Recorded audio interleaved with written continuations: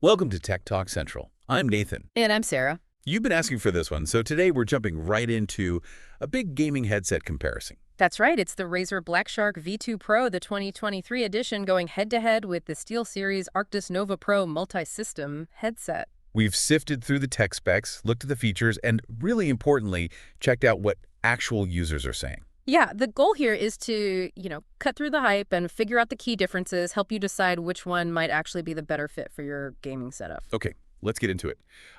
Starting with the Razer BlackShark V2 Pro, the 2023 version. What jumps out first?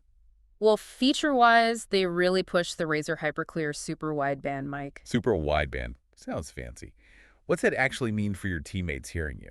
It basically means it captures a wider range of frequencies in your voice. So think clearer, richer, maybe more natural-sounding comms, not just like radio chatter. Okay, that makes sense for team play and for what you hear. They talk about Triforce titanium 50mm drivers. Right. The Triforce thing refers to a design where they tune highs, mids, and lows separately. The titanium coating is meant to help with clarity, especially on the high end. So sharper sounds may be better for picking up subtle cues. That's the idea. Things like footsteps, reloads, that kind of detail. Got it. Now, a big one for a lot of people, this is a wireless headset. Yeah. Uses a Razer Hyperspeed. Yeah, that's their 2.4 gigahertz wireless tech. The main goal there is low latency, making sure the sound is in sync with the action. Absolutely crucial for competitive play. Right. No one wants audio lag. Exactly. Plus, it also has Bluetooth 5.2, so you get that flexibility for phones or other devices. And the claimed battery life is pretty impressive. How long are we talking? They claim 70 hours on a charge. 70. Wow. Okay, it's a lot. And Type-C charging, too. Yep, standard Type-C. So big battery, low latency wireless. Sounds good on paper. And comfort. If you're playing for 70 hours, it better be comfortable. Huh, true. They use noise-isolating ear cups with ultra-soft memory foam. The aim is to block outside noise and feel good for long stretches. Breathable fabric, too, apparently. Okay, so that's the promise.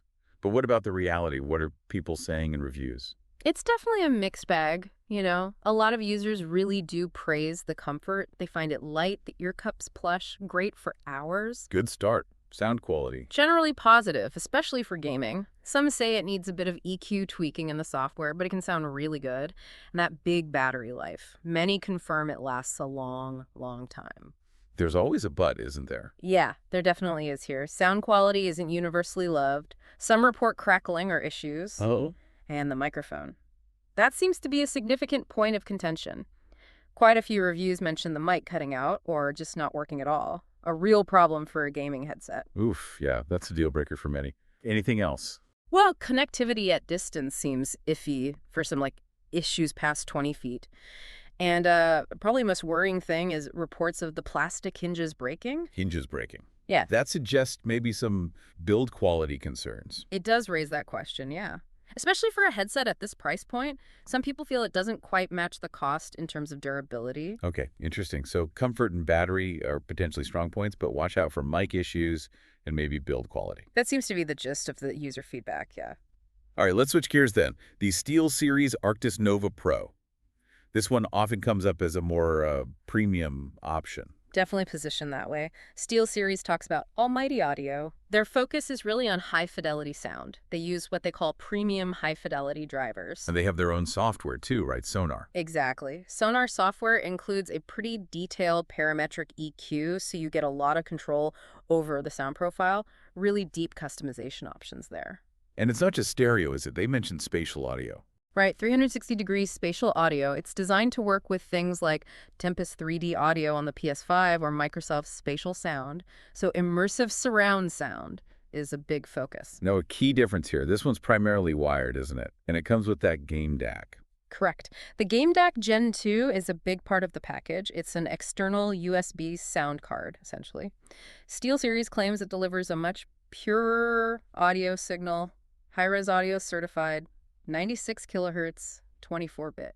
So potentially even cleaner, more detailed sound than the Razer. That's the argument, yes. Yeah. Especially if you're listening to high-quality sources or you're just very discerning about audio. Plus, the D-Day handles multi-system connect. Oh, yeah. What's that? Lets you connect two systems like a PC and a PS5 and switch between them just by pressing a button on the DAC. Pretty handy. Okay, convenient. What about the microphone on the SteelSeries? They use what they call a ClearCast Gen 2 mic. It features AI-powered noise canceling to filter out background noise, and it's fully retractable, which is neat.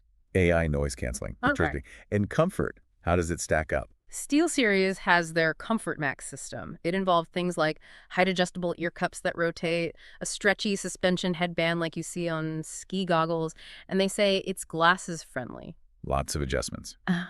So how does all this translate in user reviews for the Arctis Nova Pro?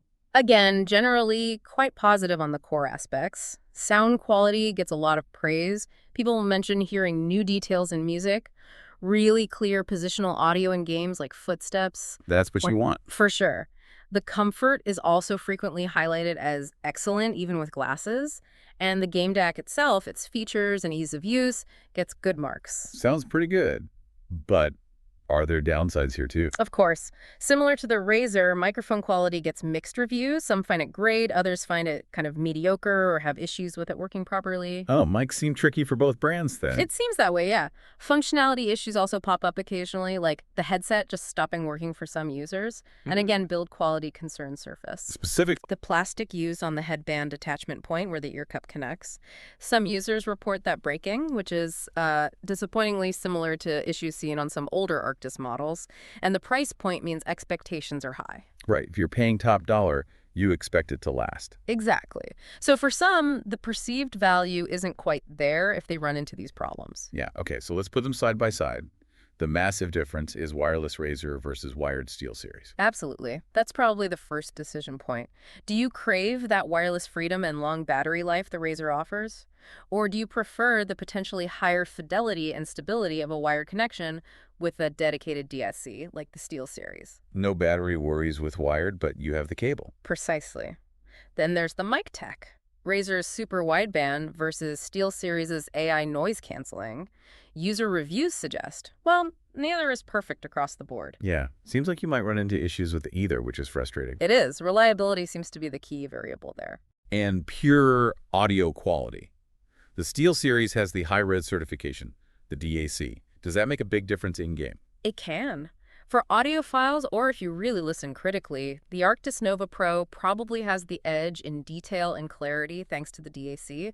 For everyday gaming, the Razer likely sounds great too, but the potential for higher fidelity is with the SteelSeries setup. Comfort sounds like a draw, more or less. Both seem well regarded. Generally, yes. Both prioritize comfort, just using slightly different designs. The memory foam versus the suspension band might suit different people better. Battery life, though. Clear win for Razer if you need wireless. No contest there. 70 hours is huge. The wired Arctis obviously doesn't need a battery. Okay, so boiling it all down, if someone's listening right now trying to decide, what's the takeaway? Well, I think if wireless is your absolute must-have and that long battery life is super appealing, the Razer BlackShark V2 Pro is a really strong option. You just need to be aware of those potential hiccups with the mic or maybe the build quality down the line. Right. And if you don't mind being wired. Then the SteelSeries Arctis Nova Pro offers that high-fidelity audio potential, the excellent customization through the game DAC, and that handy multi-system switching. But again, be mindful of the potential build concerns and the mixed mic feedback, and of course the higher price tag usually. So it really comes down to wireless freedom and battery versus wired fidelity and features. Largely, yes. And your tolerance for the potential downsides of each. Also consider the games you play, maybe Razer's FPS profiles appeal, or maybe the Arctis Nova Pro spatial audio is better for immersive single-player games. Lots to think about. We've definitely covered a lot of ground on the Razer BlackShark V2 Pro 2023 and the SteelSeries Arctis Nova Pro. Hopefully this gives you a much clearer picture of what each offers the good and the potentially not so good. Absolutely. Thanks for breaking that all down. You're welcome. All right, if you want to check out the latest prices or grab one of these headsets, we've put links down in the description for you. And hey, if this comparison helped you out, we'd love it if you subscribe to the channel Tech Talk Central for more tech deep dives like this one. Thanks for tuning in.